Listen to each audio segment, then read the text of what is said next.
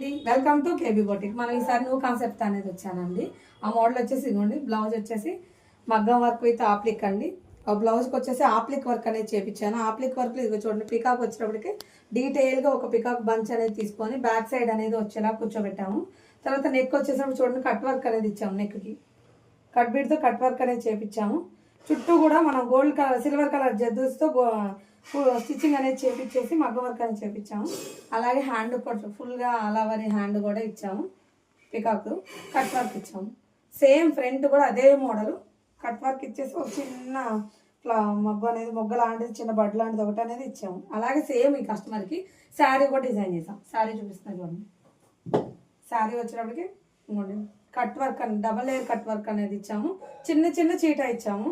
అలాగే పళ్ళు అంతా కూడా టోటల్ చూడండి, టోటల్గా ఇలా అనేది ఆప్లిక్ వర్క్ అనేది పళ్ళుకి ఇచ్చాము. అలాగే మనకు షోల్డర్ పార్ట్ కూడా వచ్చేలాగా ఆప్లిక్ వర్క్ అనేది ప్లాన్ చేసాం.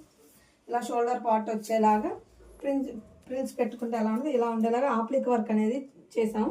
డబల్ లేయర్ అనేది చేసి చిన్న చీట అనిచ్చాం. శారీ అంతా టోటల్ కూడా ఆప్లిక్ వర్క్ చేసామండి. ఇది ఒక మోడల్. అలాగే వీళ్ళ హస్బెండ్కి కూడా కుర్తీ చేయించుకున్నారు. వీళ్ళ హస్బెండ్ కుర్తీ కూడా చూపిస్తాం మీకు.